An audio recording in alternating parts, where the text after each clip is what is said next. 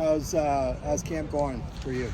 Good. I'm very happy that I came in the spring because I'm getting more of a grasp of the offense, what Coach Kelly wants and what Coach Gundy wants. So I'm very happy with coming in early and being able to, learn more throughout the fall and expand on what I've already know.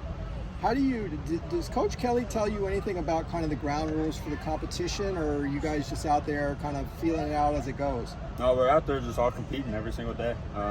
We all rotate equally, so it's whoever's at the end of the day is going to be the best for this program and for the organization.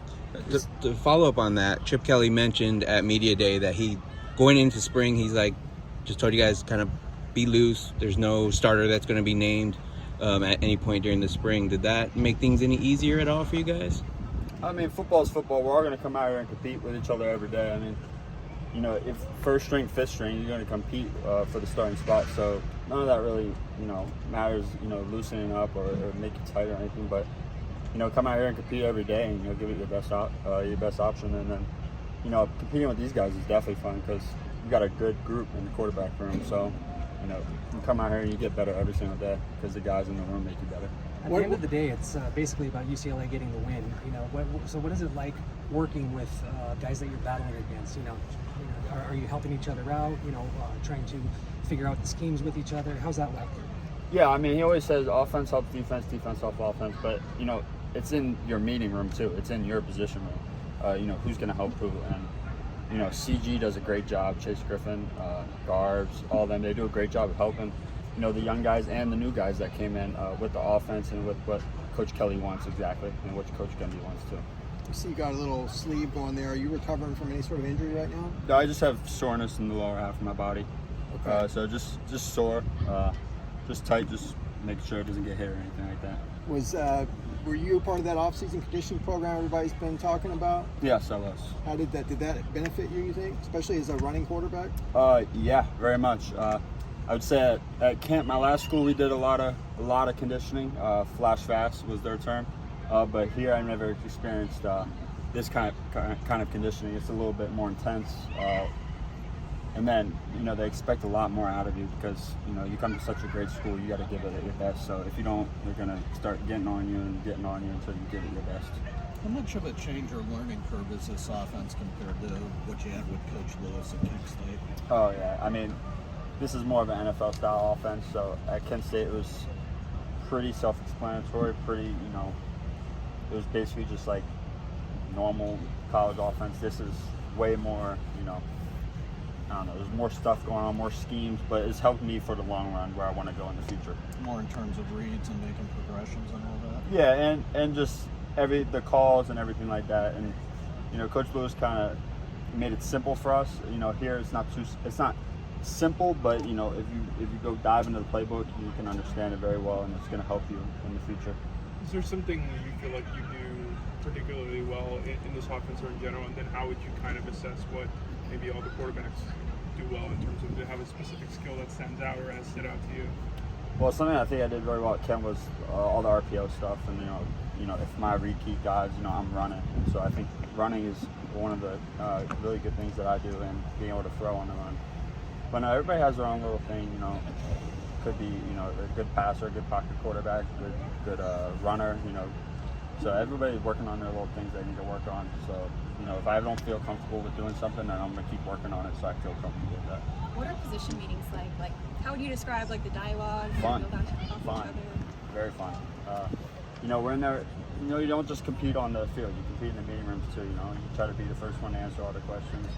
You want to get called on to go right up on the board and answer all these questions. So it's fun, especially being with these guys. They're a group of very, very interesting individuals, and they're very fun to be around. Interesting how? Very fun. They all come from different parts of the world. Yeah. So I come from all the way to the East Coast. Garbs and them are all the way on the West Coast. So, you bring in 6 different people from 6 different places, you're going to get a different type of group of people. How do you kind of embrace learning at this level? Are you excessive note taker? Do you ask a lot of questions? Yeah, excessive note taker and a lot of questions is definitely the 2 things. I think that you're not going to learn unless you don't write it down. That's especially for me. I'm really good at taking it in and writing it down multiple times so I can get it in my head. I'm not really good if you just tell me one thing and then I don't get to write it down or don't get to go over it. So, but yeah, excessive note taking, asking questions, not just Coach Gundy, but Coach Kelly, the way he wants to see it. So those are the two things that you got to do in all meetings, team meetings, position meetings, whatever meeting it is. Coach Kelly puts together some interesting formations. What is your thought process in looking at some of the stuff that he concocts? Well, I mean, I'm never going to doubt Coach Kelly. He's been doing this for a long time. So, anytime he does something, it's probably for the better of the team. So I'm going to be all in with it. It might mess up some of our rules or something like that, but, we're going to find a way around that to be better as a team. When you look back on the spring, where have you made maybe the most significant strides, and what are you still trying to, get down? I'd say the most significant was just, on the board, like in the classroom, being able to draw plays, being able to memorize the plays. But, you still got to expand on that, like I said earlier. You're not just going to be perfect immediately. So that's still something I'm working on. It's just getting those plays down like the back of my hand so I don't got to think when I'm out there and I can just play fast. Is the comfort level better now, and it's becoming more reaction instead of having to think? Yes, very much. That's why I'm glad I came in the spring and I got that head start on the playbook. So it was very nice doing that. You played against the Man of Steel, Carson Steele. Yeah. What were your impressions of him? He's kind of he's a load, right? He's unbelievable back. He's probably I've looked at the stats. He has so many yards after contact, and you can see that in his build. He's a big kid. He runs hard, and he's a smart kid too. So, I see him. Like I said last time, I see him every day. He's my roommate. Oh. So I love hanging out with him. He's such a great guy. And shout out Crocky J. Yeah. How much you guys talk about Crocky J? Does he ever throw you on a Zoom with him? Or? No, he doesn't. But I've seen a picture of Crocky J, and that's not something I would probably mess with. So. Are there any wild stories he's probably told you about? Because it stays at his house, ask right? to see his thumb. I think Crocky J got a little bit of his thumb one day. So yeah, I'll probably just stay far away from Crocky J. But I love Carson, so Okay. maybe one day I'll get to meet Crocky J. Awesome. Thank you. Thank you. Appreciate it. Thank you.